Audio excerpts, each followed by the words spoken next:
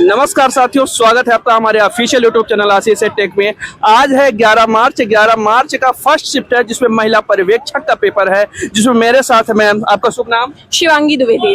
क्या स्कोर रहा आपका? 176। 176। यहाँ के पेंटियम पॉइंट कॉलेज रीवा में अभी तक का सुना मैंने सबसे हाईएस्ट स्कोर।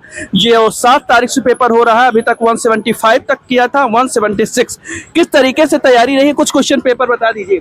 तैयारी हो गया, सेल्फ स्टडी थी, कुछ ऑनलाइन स्टडी मटेरियल जो थे, विनर्स इंस्टीट्यूट हो गए, सत्यादि शर्मा क्लासेस हो गई, तो ऑनलाइन ही स्टडी की थी, कोई कोचिंग तो नहीं ज्वाइन की थी। अच्छा। और रही बात पेपर की, तो पेपर अच्छा था। पेपर कुछ भी फैक्चुअल नहीं है कि आपको पूरी धाराएं रट के जानी है, योजनाएं रट के जानी है। पूरी तरीके से आपकी समझ पे बेस्ड है, अंडरस्टैंडिंग पे बेस्ड है। तो पेपर तो बहुत मतलब हम देखते हैं कि पोषण एवं स्वास्थ्य जैसे पहला टॉपिक है और फिर दूसरा सामान्य ज्ञान एवं तर्क शक्ति है।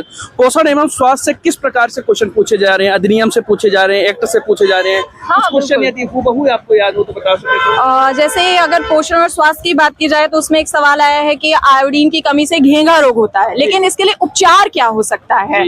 इस तरीके से विटामिन से प्रश्न है, विटामिन डी से कौन से रोग हो सकते हैं बच्चों में। इसके अलावा एमनियोटिक फ्लूइड, गर्भावस्था से भी कुछ प्रश्न है। प्रेगनेंसी में क्या क्या खतरे हो सकते हैं, उससे प्रश्न है।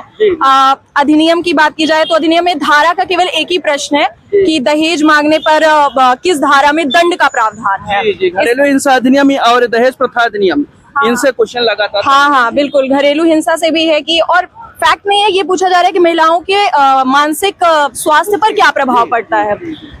इसके अलावा समुदाय से बहुत सारे प्रश्न आए हैं और इंटीग्रेटेड चाइल्ड डेवलपमेंट स्कीम से भी आया है। हाँ, बिल्कुल। ICPS से भी आया है, प्रोटेक्शन जो है उससे भी आया है, और किशोर बाल अधिनियम जो 2015 वाला है उससे भी आए हैं प्रश्न। तो इस तरीके से है।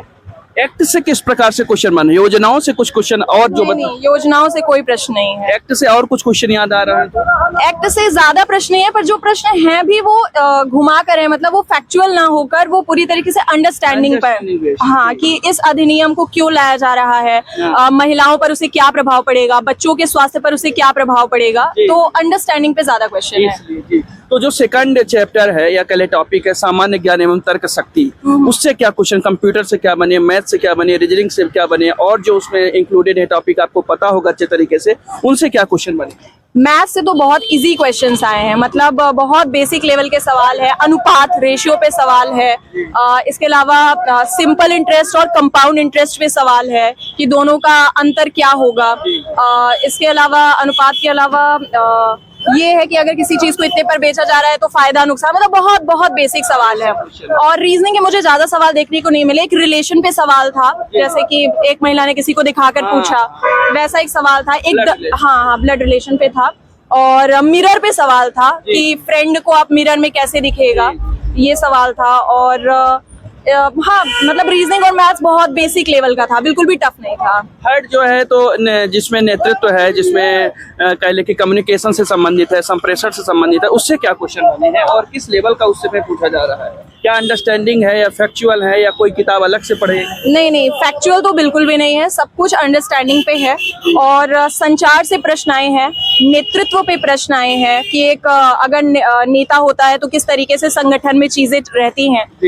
तो नेतृत्व पे प्रश्न है, संचार पे है, और सामुदायिक भागीदारी पे बहुत सारे प्रश्न है। विशेष आवश्यकता वाले बच्चों पर बहुत सारे प्रश्न है, जो हमारा चाइल्ड डेवलपमेंट वाला पोर्शन है, तो उससे बहुत सारे प्रश्न देखने को मिले हैं कि बेसिकली विशेष आवश्यकता जो डिसेबिलिटी वाले बच्चे हैं उनके साथ किस तरीके से होना चाहिए।